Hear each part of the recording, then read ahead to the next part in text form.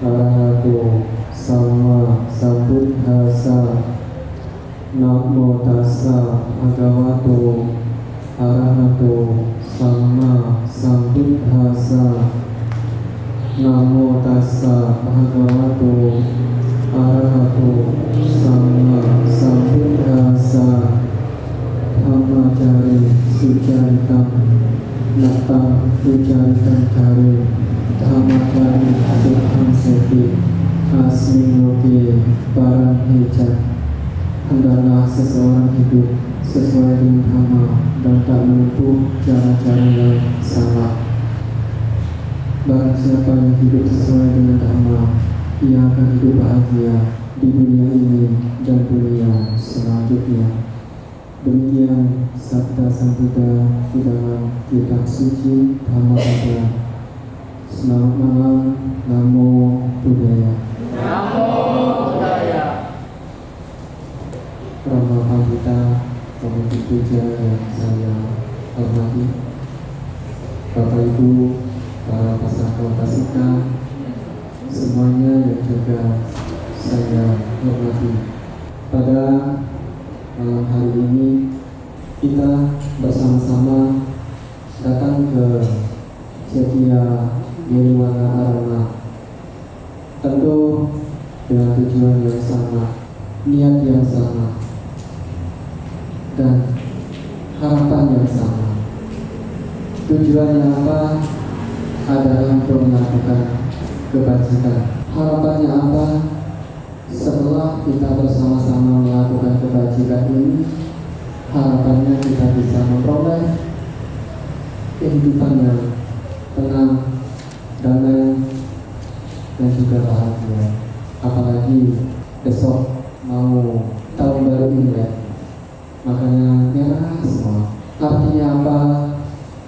Bapak Ibu pada malam hari ini mengawali tahun baru Imlek dengan kebajikan. Kalau boleh saya bertanya, Bapak Ibu mau menderita apa bahagia? Benar. Benar. Sebagai perumpamaan, Bapak Ibu pilih mana? Bekerja atau tidak bekerja? Kenapa pilih bekerja?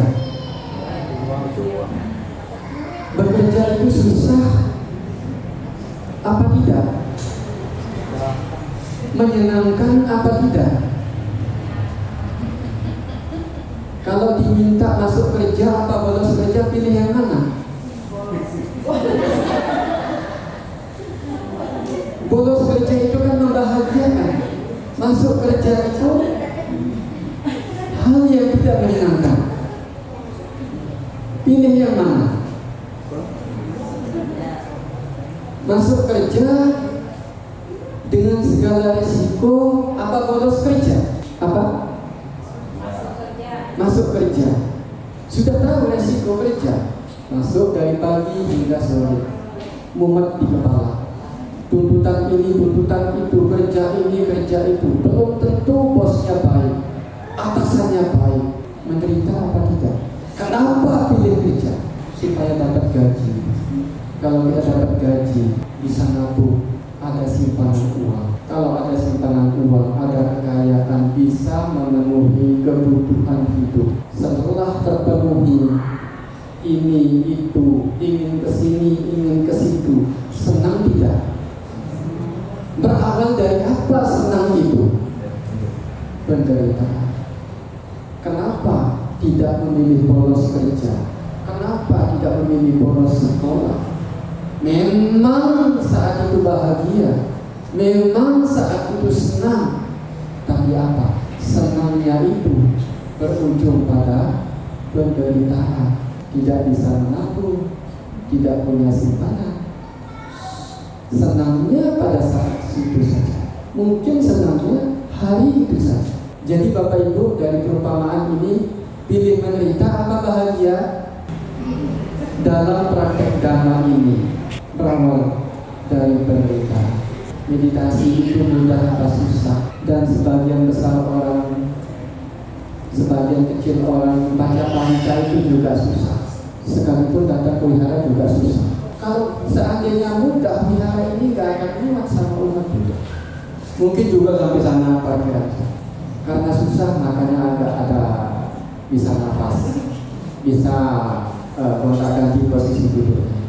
Jadi longgar. Tetapi dengan kita punya semangat, punya keyakinan dari hal yang tidak mudah ini, apabila terus kita bertahap, setahap kita praktik, belajar praktik, maka hasilnya apa? Bahagia. Tidak ada yang instan. Indomie juga butuh usaha. Memang bisa dimakan langsung, tapi juga butuh usaha untuk buka bungkusnya, untuk buka bumbunya, untuk meremasnya, untuk mengunyahnya.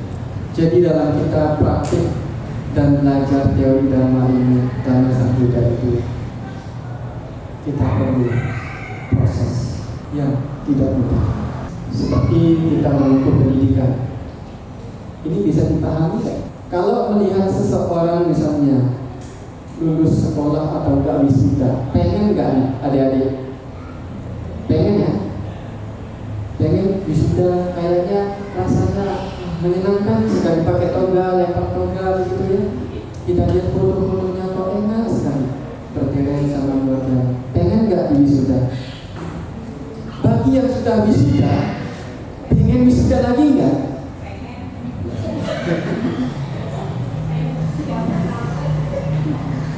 Yakin? Kalau sudah menjadi misalnya wisudanya sudah S3, pengen wisuda lagi enggak? Ibarat demikian ketika kita pakai Dhamma. Yang pertama, orang yang tidak ada harapan. Yang kedua, orang yang ada harapan.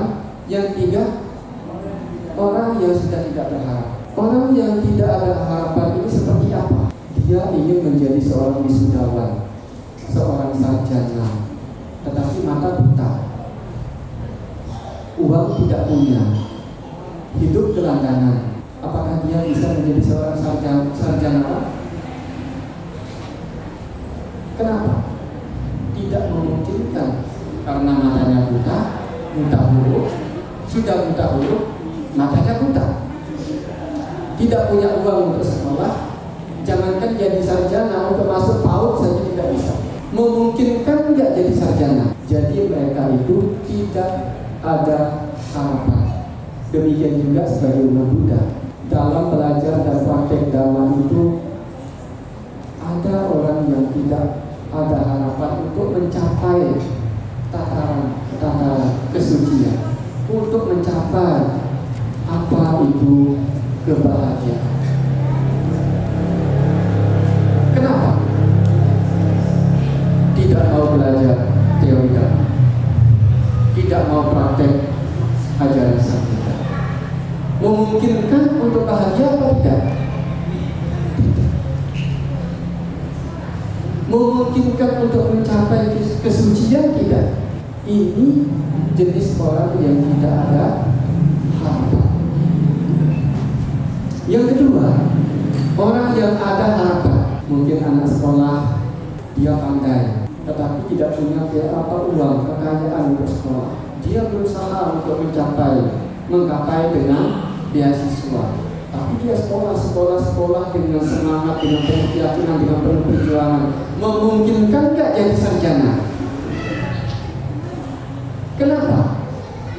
Ada usaha, ada sebab-sebabnya, ada kemampuan, ada perjuangan. Demikian juga kita dalam praktek Dhamma.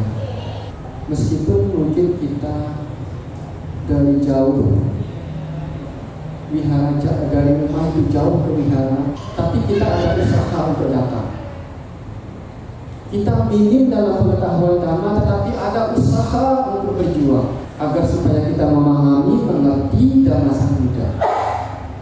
Memungkinkan nggak untuk bahagia? Memungkinkan nggak untuk mencapai kesucian? Kenapa? Karena ada ada usaha, ada perjuangan. Dan jenis yang ketiga, orang yang sudah tidak berharap. Orang-orang yang jenis ini adalah orang-orang yang sudah belajar dan praktek sehingga mencapai kesucian. Sudah tidak punya harapan. Karena apa? Sudah mencapai. Apalagi yang perlu diharapkan? Tidak ingin lahir lagi, karena semata-mata kita lahir kembali hanya untuk menderita. Meskipun sebagai manusia, meskipun sebagai dewa dan dewi, meskipun sebagai seorang brahmana. Itu sebabnya mereka-mereka yang sudah diwisuda, karena tahu proses dan perjuangannya untuk bisa menjadi seorang sarjana, dia nggak mau lagi untuk menjadi seorang sarjana. Tidak mau lagi kembali mengikuti proses dari awal. Karena apa? Menyusahkan. Tetapi Bapak Ibu, yang ingin saya sampaikan adalah, kalau Sang Buddha tidak keluar dari zona nyaman, mungkin kita tidak bisa belajar Dhamma pada hari ini. Oleh karena Sang Buddha, Pangeran Siddhartha itu keluar dari zona nyaman, maka beliau menemukan Dhamma dan mengajarkan hingga kita bisa bertemu pada malam hari ini. Berawal dari apa? Penderitaan. Dari penderitaan itu beliau memahami kebahagiaan sejati. Kalau Anda tidak jungkir balik, belajar, bisa jadi juara nggak kalau di sekolah? Harus belajar. Kalau tidak belajar, nggak akan ada namanya juara, nggak akan ada namanya ranking, nggak akan ada namanya nilai yang terbaik. Seperti seorang bulan sumur.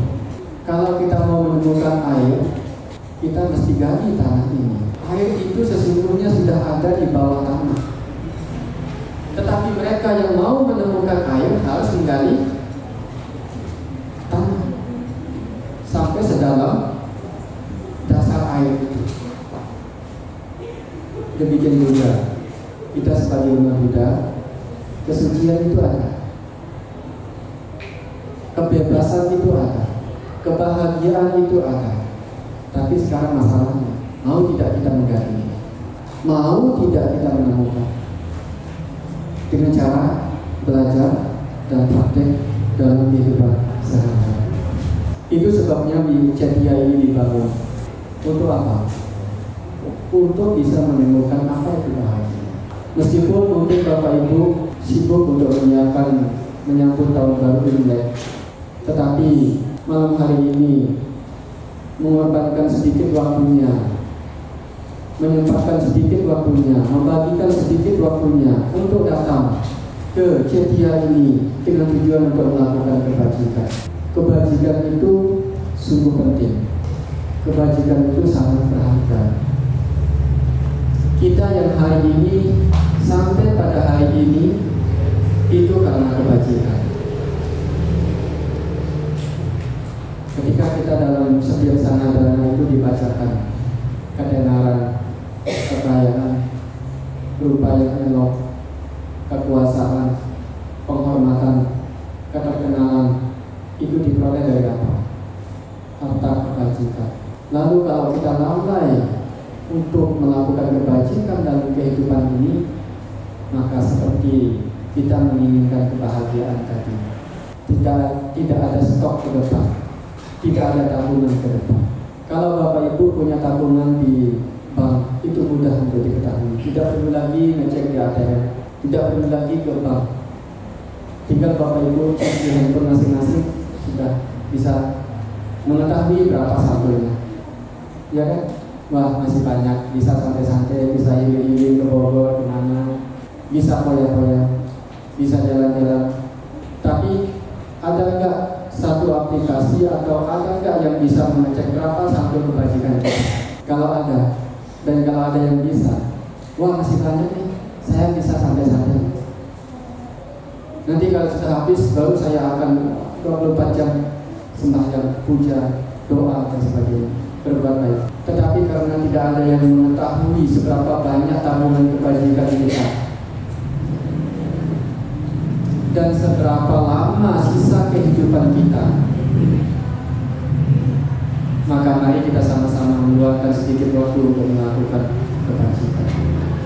Karena kita tidak tahu sisa kehidupan kita berapa lama. Kita yang semakin hari semakin tua, ada yang semakin muda. Kita yang semakin hari semakin tua, usia kita semakin bertambah. Yang tadinya imut-imut akan menjadi tok. Tahu snack tok? Nah, yang jualan di warung tahu ya, tok yang kecil itu enak. Tok, pernah makan? Pernah. Apa itu tok? Tua ompong beot.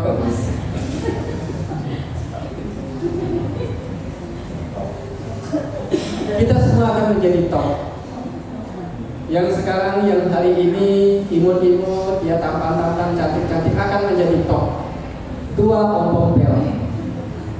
Nah, kalau kita sudah tok, tidak mudah melakukan segala sesuatu. Mau datang ke cetia sudah susah. Sudah bisa datang namaskar susah.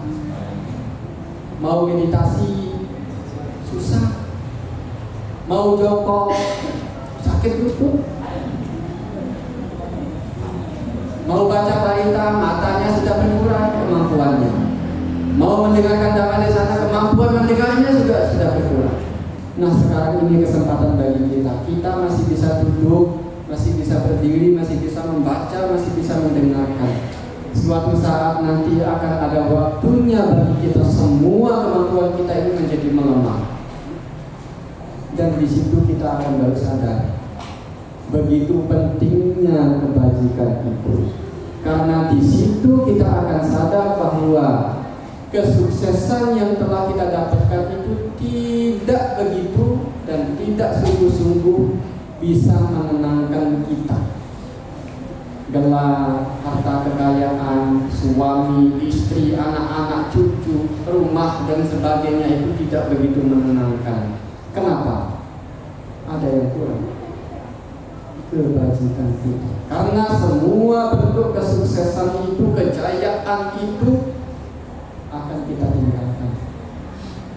Karena ternyata itu semua kita pinjam di dunia ini.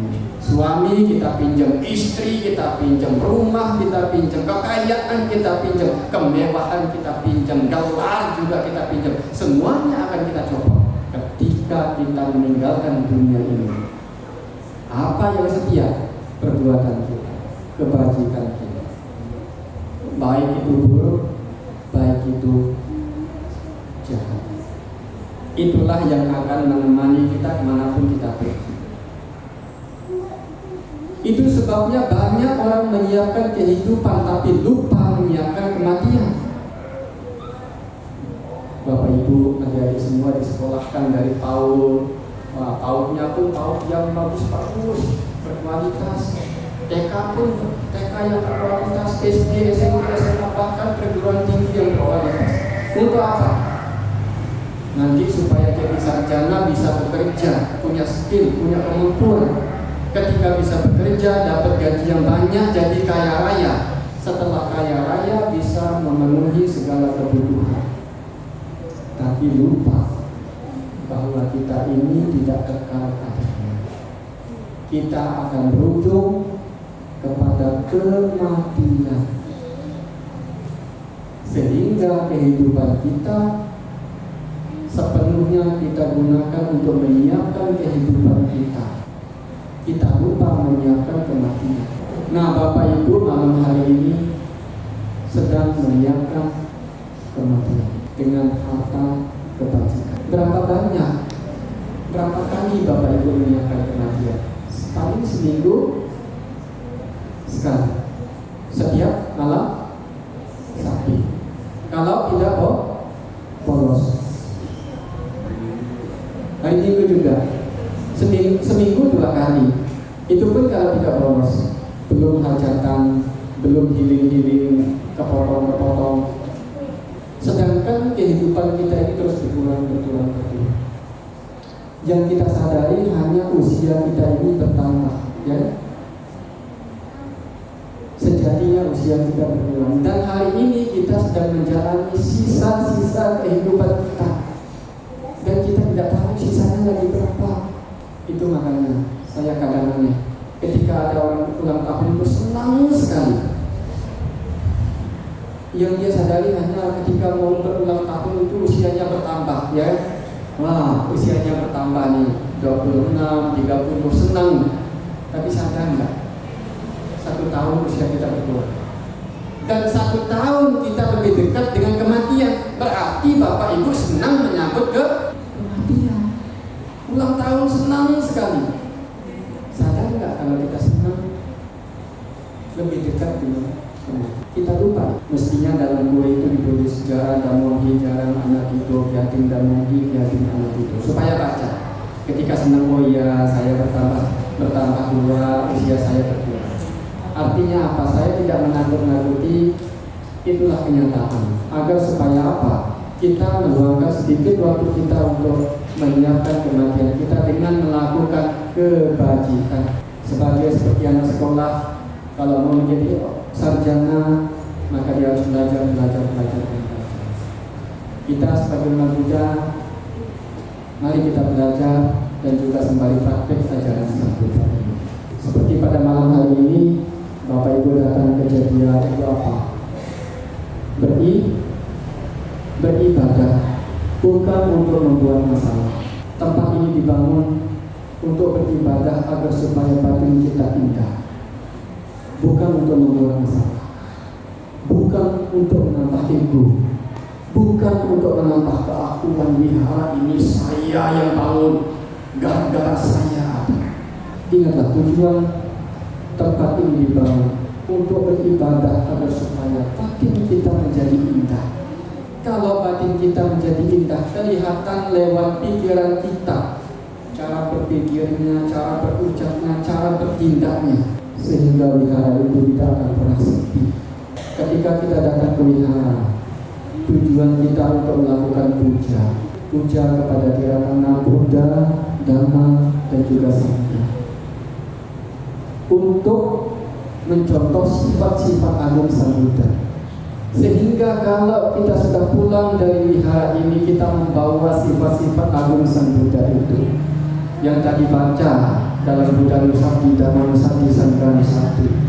Setelah Bapak Ibu pulang dari sini, harapannya tidak hanya baik ketika di Jatiya ini saja, tetapi setelah pulang Bapak Ibu membawa kebaikan itu. Setelah sampai di rumah, Bapak Ibu menularkan kebaikan itu kepada suaminya, kepada istrinya, kepada orang tuanya, kepada mertuanya, kepada anak-anaknya, kepada tetangganya, sehingga semua orang tertular kebaikan, tertular cinta kasih, kasih sayang, simpati, keseimbangan batin.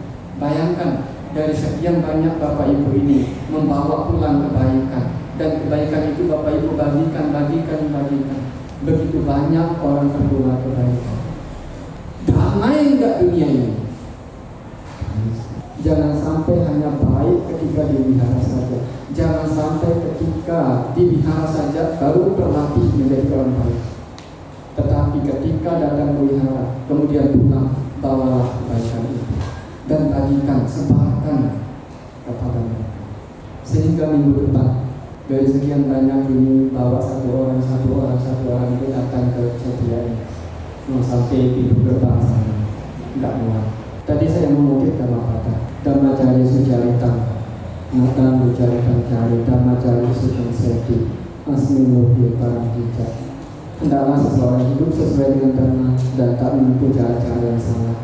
Barang siapa yang hidup sesuai dengan Dhamma, ia akan hidup bahagia di dunia ini dan dunia selanjutnya. Banyak orang yang salah kaprah, orang berbuat baik hanya untuk masa mendatang. Tetapi kita praktek Dhamma ini juga untuk kehidupan kita saat ini, hari ini juga. Kenapa? Karena kita hari ini menjalani hari-hari kita. Itulah pentingnya kita belajar dan juga praktek Dhamma. Kenapa? Karena setiap hari ketika kita menjalani kehidupan kita bertemu dengan segala bentuk fenomena kehidupan. Terkadang kita untung, terkadang kita rugi, terkadang kita bahagia, terkadang kita menderita, terkadang kita dipuja, terkadang kita dicela, terkadang kita terkenal, terkadang kita tidak. Rasanya begitu mudah menerima hal-hal yang menyenangkan, seperti dihormati, untung, dipuja, terkenal, bahagia, begitu mudah kita terima. Tidak susah dan tidak perlu latihan.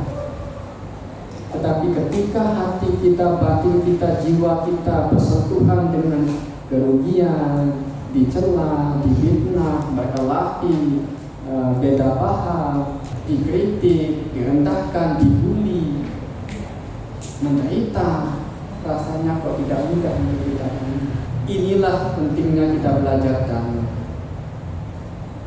Ketika kita bertemu dengan fenomena peristiwa yang tidak menyenangkan hati, kita bisa menerimanya dengan lapang dada. Ketika kita belajar dalam praktek dhamma dengan baik, kita bisa menjadi baik dan bijaksana. Ketika kita bijaksana, kita akan mampu menerima segala fenomena, baik itu baik, sekalipun itu buruk.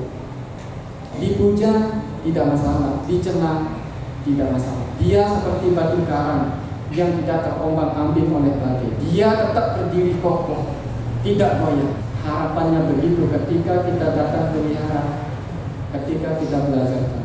Memang tidak mudah, tetapi kalau kita tidak berusaha, maka kita tidak akan bisa mencapai. Seperti jalan yang berliku-liku tadi, mobilnya besar, jalannya kecil, tapi dengan pelan-pelan, dengan sabar, meskipun jalannya salah, putar balik lagi, jalannya sepi, hati-hati, akhirnya bisa sampai. Begitu juga ketika kita praktek, kita belajar dalam Sang Buddha yang kita indah ini. Kalau kita berusaha dengan penuh keyakinan, kita berjuang dan ketulusan, maka suatu saat nanti kita akan dapat mencapai apa yang diharapkan oleh Sang Buddha. Kalau kita mau menemukan usia kita semakin hari semakin tua, kalau kita semakin tua semakin mudah sakit-sakitan. Jangankan kita tua, sekarang ini sudah berapa kali gonta-ganti posisi duduknya. Yang hari ini kita tidak sakit tumor, kita tidak sakit yang levelnya tinggi-tinggi, baru kesemutan saja. Wah, rasanya sakit. Apalagi kita punya penyakit yang begitu keras. Rasanya tidak mudah untuk berdoa. Nah, oleh karena itulah selama kita masih punya kesempatan, mari kita korbankan sedikit saja. Kalau kita tidak berani mengorbankan sedikit saja waktu kita, maka sampai kita mati tidak akan pernah punya waktu untuk berbuat kebajikan. Anak sekolah juga sibuk belajar, pergi pagi pulangnya sore. Nanti ketika kerja juga begitu, tanpa lembur sampai jam 9, sampai jam 10 lembur.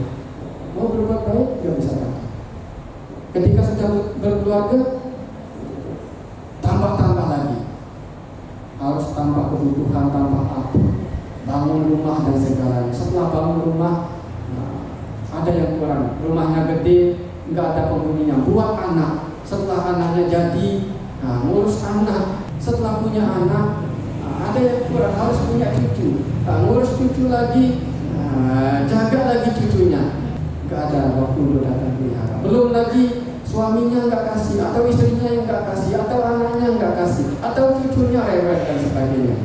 Setelah cucunya gede, apa? Gantian kita jadi cucu kita yang kita tua. Kita sudah duduk di kursi roda seperti cucu masih kecil. Gantian kita yang didorong jadi cucu.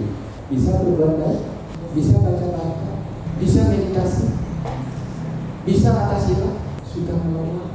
Jadi artinya apa? Kalau kita tidak berani mengorbankan sedikit waktu dalam kesibukan kita, sampai kita mati tidak akan pernah punya waktu. Jadi bersyukurlah Bapak Ibu dan hari ini, meskipun mungkin lagi persiapan menyambut tahun baru Imlek, tapi bisa meluangkan sedikit waktunya untuk berbuat kebajikan. Untuk apa? Untuk menyiapkan diri kita menuju pada kematian. Akhirnya apa? Orang yang praktek dhamma dengan baik, dia akan bahagia di sini dan juga di masa depan. Kenapa kita perlu berbuat baik? Agar supaya ini menjadi skill, agar supaya ini menjadi terkenal dalam menghadapi detik-detik kematian. Dan itu penting supaya menjadi gambaran ketika menjelang kematian. Bayangkan kalau sakit, siapa yang pernah sakit gigi? Ada yang pernah sakit gigi?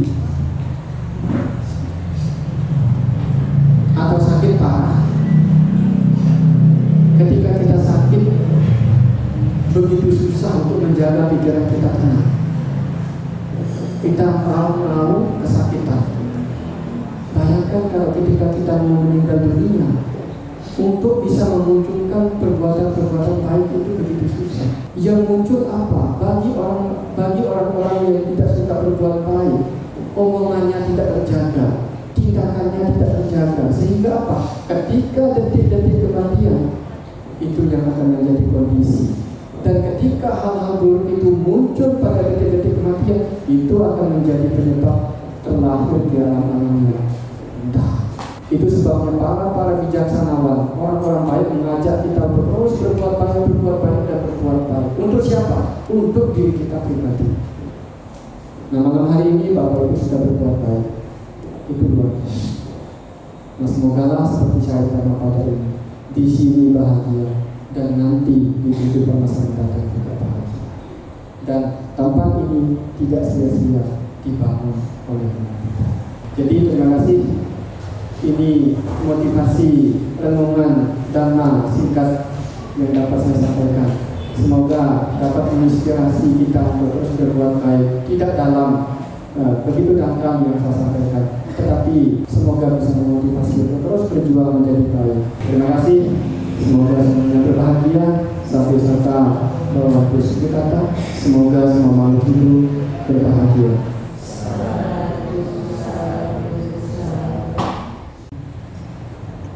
Jayanto bodhiyang mole sakyanan nandiwadano ewang tuang hijayo hijaya sujaya manggale aparajita palang kesi sepatang sokare abhiseke Sababudanan agapato pamodati sunnah tatan sunnah galang supapatan suhuditan sukano sumohoto jasuyitan brahmacari supadaginang gaya kamang wajagamam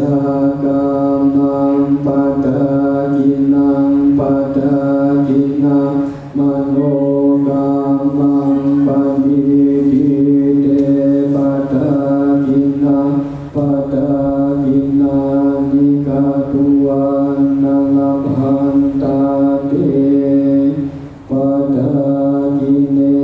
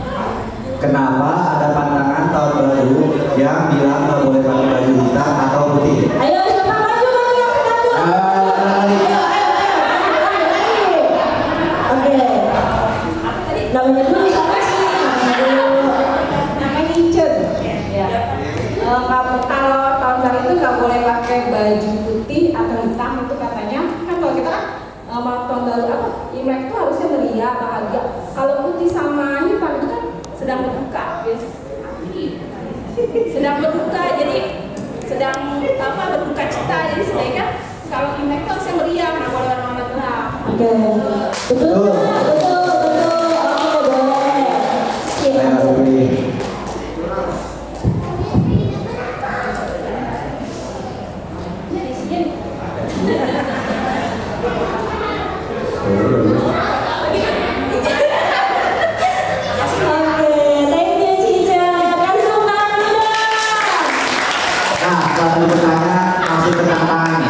Oke, tantangan juga.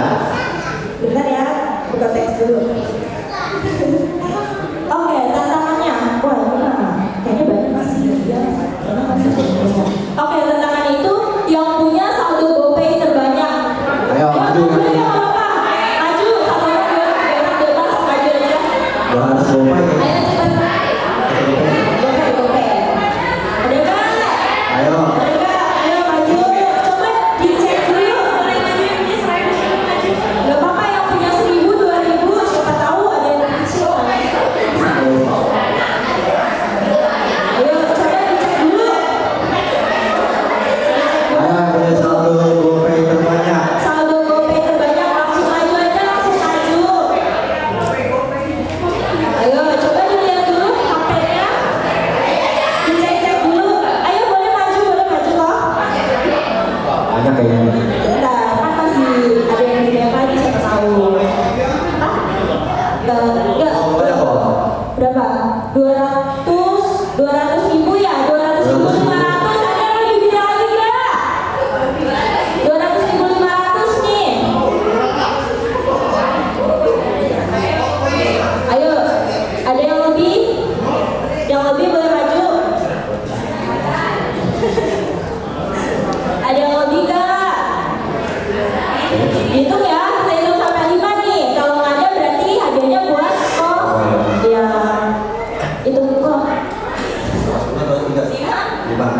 5, 4, 3, 2, 1. Oke, foto yang tadi silakan diambil. Maju, silakan dipilih apa udah.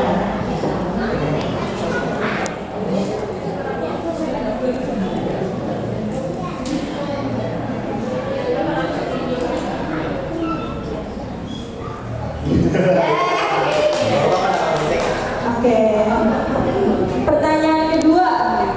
Kenapa Imlek identik dengan jeruk? Ayo, ada yang Ayo, mau yang jawab? bisa jawab langsung lari ke depan. Kenapa Imlek identik dengan jeruk? Ayo, Tahu nih. tahu. Ayo, langsung maju. Jangan open Google. Maju. Ayo maju. Ayo, Mei. Kenapa Imlek identik dengan jeruk? Ayo, ini ada yang bisa jawab. Ayo maju. Maju. Ini amplopnya.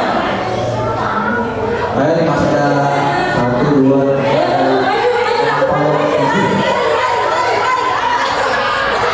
Ayo, lari. Oke.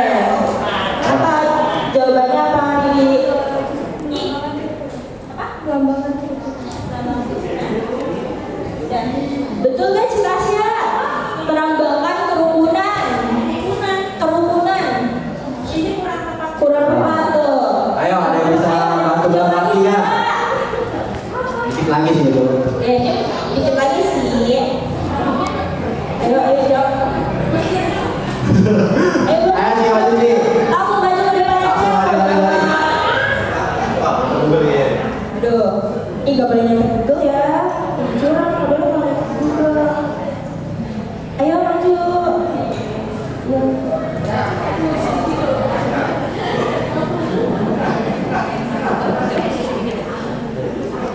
Ayo, apa sih? Kekayaan dan kemakmuran Ci. Oke betul. Betul. Boleh diambil aku. Boleh langsung diambil aja apelnya. Oke, terima kasih. Yeay.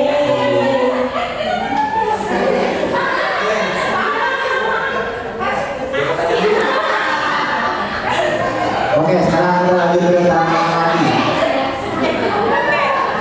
Tantangan ya? Oh ini tantangan, ayo siap-siap. Oh, di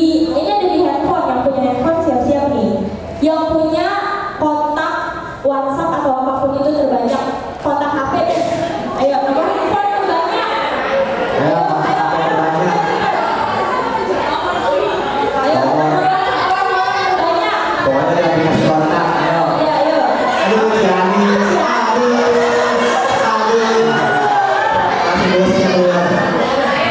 Berapa sih? Kontaknya ada berapa? Kita lihat dulu. Untuk pembelian. Ada yang belum dinapain gimana nih? Oh, nggak apa-apa. Apa? Pokoknya ada. Pokoknya ada. Belum. Jumlahnya. Ada 1031. Ada yang lebih banyak nggak? Wah, kalian coba. Berapa? 1361. Ada yang Ayo, ayo, ayo. Ayo, ayo, ayo. 361. Oke, kita hitung sampai 5 ya.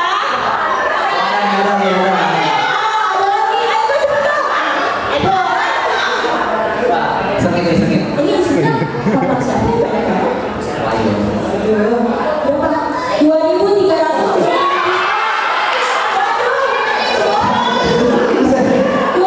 2373. Ada yang lebih banyak lagi? Oke, berarti udah waktu ini pemenangnya ya. Oke. Ini pakai juga ya. Oke, masih ada pertanyaan. Masih ada lagi dari Dewa, masih ada 5 angpau. Masih banyak 1, 2, 3 ya.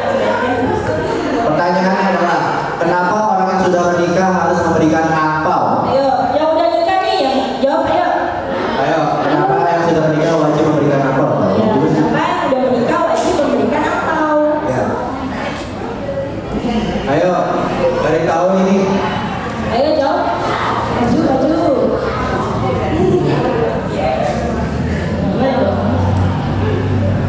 Ayo, dari tahu ini. Lagi searching dulu Pak, lagi searching. Oh, lagi searching ya, kita begini deh. Ayo, udah maju. Jangan langsung maju duluan aja.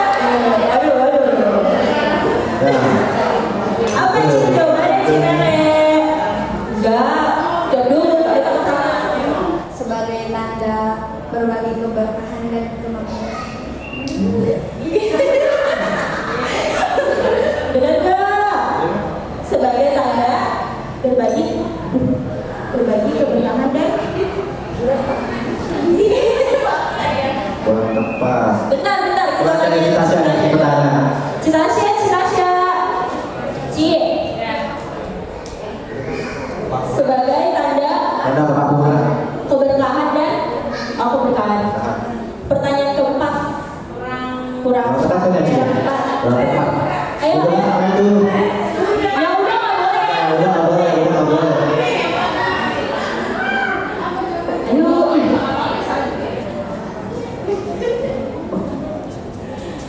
Oh, Cidem, ayo silakan Cidem. Ayo, Ci. Karena kan kalau yang itu dibilangnya udah lebih mampu, lebih mapan lah dibilangnya ya, lebih mapan. Jadi dia harus berbagi lebih baik.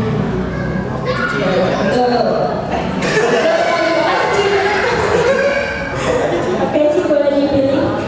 Pilih sesuai keyakinan. Saya paling bawah sih, Ci. Biasanya kalau yang tebel yang dikit sih.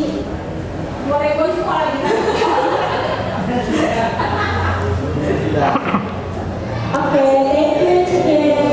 Nah, sekarang tantangan lagi. Ini agak susah sih kayaknya. Oke, tantangannya yang bawa kartu terbanyak, kartu apapun itu terserah. Mau di dompet atau di tas pokoknya Iya, kartu apapun, kartu DPD, kartu ATM, KTP, kartu belanja. Ayo semuanya bawa. yang paling banyak. Ayo. Ayo, kebanyakan lagi nih. Kartu terbanyak langsung maju sini. Kartu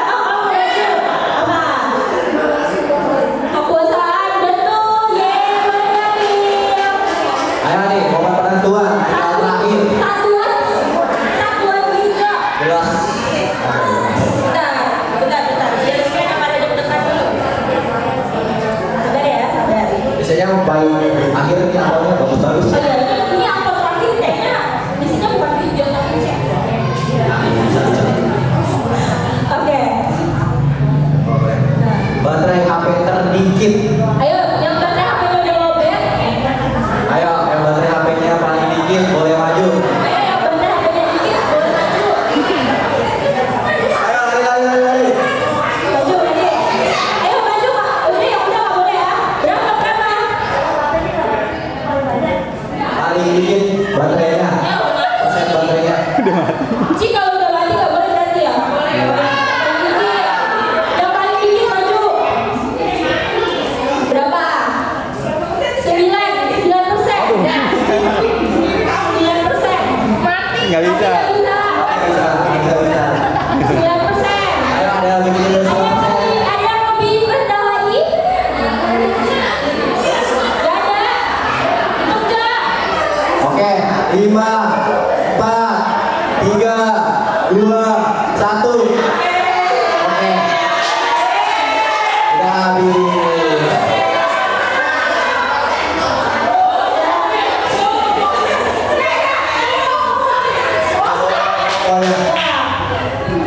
Oke, karena semuanya udah habis apa udah?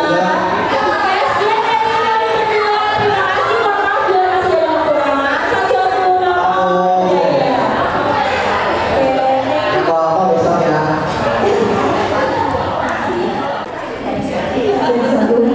Ibu bapak untuk besok tidak ada puja bakti, tapi pintu jendela dibuka untuk melakukan puja bakti. Dan hari ini saya ada titipan untuk angpau untuk dibagikan dari donatur kami di pengajar sekolah minggu. Saya akan membagikan dari urutan usia yang tertua dulu sampai nanti stoknya habis. Saya akan undang untuk usia dari 80 sampai 70. Ada? Ya, terima kasih ya.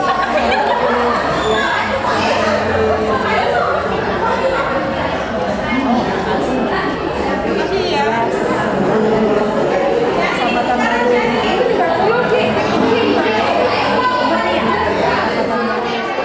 Sambatan baru. Sambatan baru sehat-sehat semua, banyak berkah ya. Sambatan baru. Ya, sambatan baru.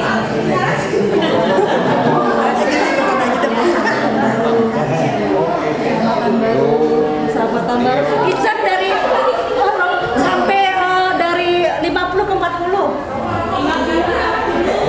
Ya, terima kasih.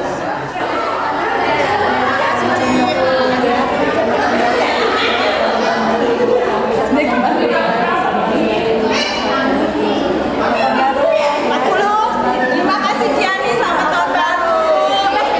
Umur berapa? 40.